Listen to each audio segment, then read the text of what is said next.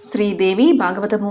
సూతుడు సౌనకాది మహామునులకు దేవి భాగవతాన్ని ఇలా వివరిస్తున్నాడు. జనమేజయుడు ఇలా అంటున్నాడు. మహాముని వ్యాసమహర్షి, నన్ను కొన్ని అనుమానాలు అనుక్షణం వేధిస్తున్నాయి. వాటికి జవాబులు నువ్వే చెప్పాలి.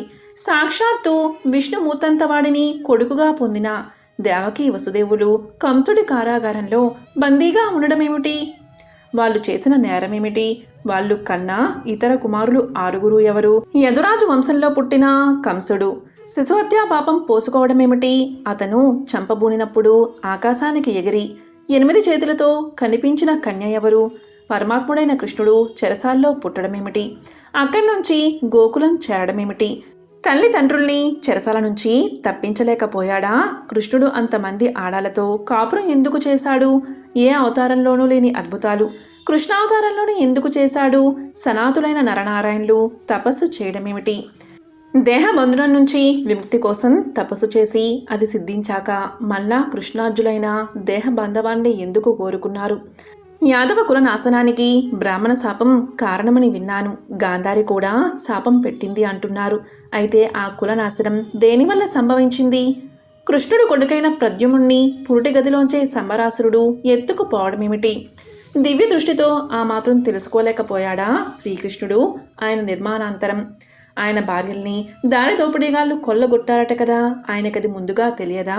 ధర్మ సంస్థాపన కోసం పాపుల్ని హతమార్చిన ఆయన భూభారం తగ్గిపోవడం కోసం భీష్మ ద్రోణుణ్ణి చంపించిన పెద్ద మనిషి ఆ దొంగలను చంపలేకపోయాడా?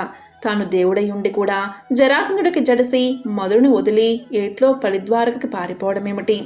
ధర్మపరులు దైవాంశ సంభూతులు అయిన మా తాతలు పాండవులు అన్ని కష్టాలు పడ్డమేమిటి? వాళ్ళ కృష్ణభక్తి వాళ్ళనెందుకు కాపాడలేదు? యాజ్ఞసేని అయిన ద్రౌపది ఎందుకని చిక్కుల్లో పడింది? భర్తలైన పాండవుల పూర్వపాపం అందామా అంటే పూర్వజన్మలో వాళ్ళు దేవతలే కదా. దేవతలు కూడా పాపాలు చేస్తారా? సంసార అస్థిరం అని తెలిసి కూడా పాండవులు రక్తపాతం చేయడం, దాన్ని శ్రీకృష్ణుడు ప్రోత్సహించడమేమిటి? కృష్ణుడు తన స్వకుల నాశనానికి తానే తోడ్పడడం ఏమిటి? గతంలో నువ్వోసారి గోలక పుత్రుల్ని పుట్టించి మా వంశం నిలిపావు. మా వంశానికి ఆ స్థితి ఎందుకొచ్చింది? మా తండ్రైన పరీక్షితు చచ్చిన పాముని మునిమెడలో వేయడమేమిటి? మా నాన్న అలా చేయడం నాకు ఎంతో విచిత్రంగా ఉంది. అన్ని సందేహాలకు సమాధానాలు నువ్వే చెప్పాలి అన్నాడు జనమేజయుడు. కర్మ వ్యాసుడు ఎత్తుకున్నాడు. కర్మ వలనే అన్నీ జరుగుతాయి. చేసుకున్న కర్మని బట్టే అనుభవమూ ఉంటుంది. త్రిమూర్తులే ఈ కర్మ నుంచి తప్పించుకోలేరు. కర్మకి తుది మొదలు లేదు. ఈశ్వరుడు పుర్రె తీసుకుని బూడిద పూసుకుని తిరగడానికి, లోక సంచారం చేయడానికి కారణం ఆ కర్మే. సృష్టి చేయడం బ్రహ్మగారి కర్మ. కర్మ వలనే విష్ణువు అవతారాలెత్తడం కూడాను.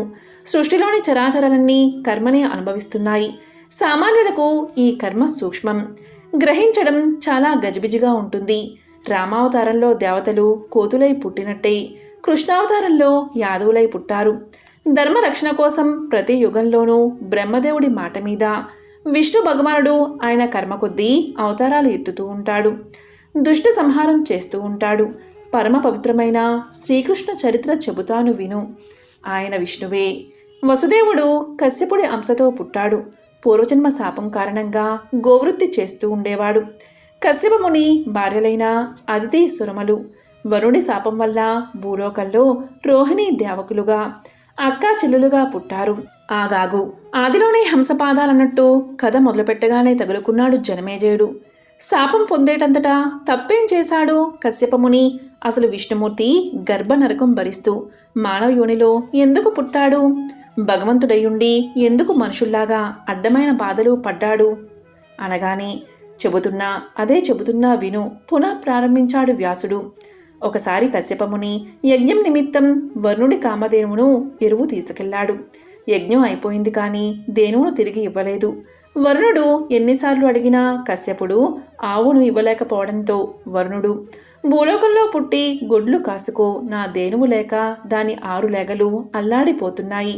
అలాగే నీ పెళ్ళం అద్ది కూడా భూలోకంలో పుట్టి కన్న 6 పోగొట్టుకుని కుమిలిపోతుందిలే అని శాపం పెట్టాడు. ఆ తర్వాత ఈ తగవు బ్రహ్మదాకా వెళ్ళింది. ఆయన వరుణి పక్షమే వహించాడు. భూలోకంలో ఆవుల కాపరిగా పుట్టు అని తను ఓ శాపం పడేశాడు.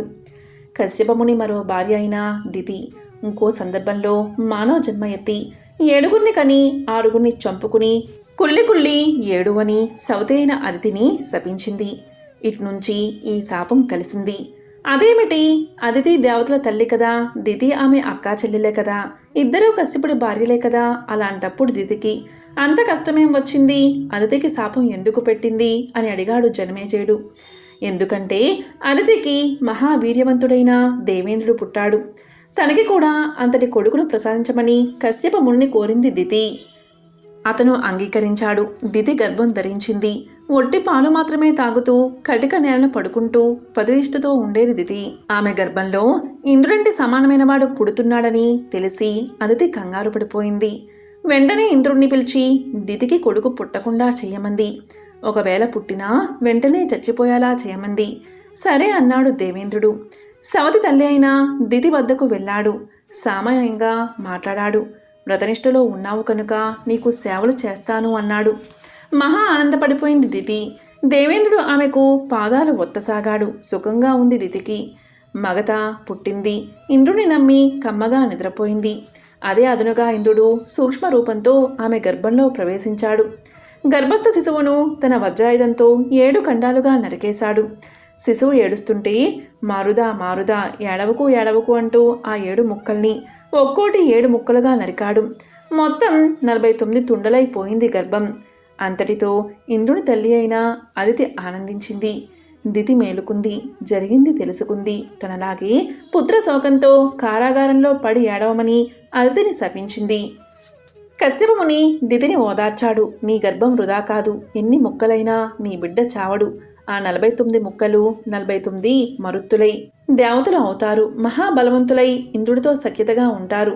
నీవు అతిథికి ఇచ్చిన శాపం 28వ మన్వంతరంలో ద్వాపరయుగంలో ఫలిస్తుంది అని చెప్పాడు.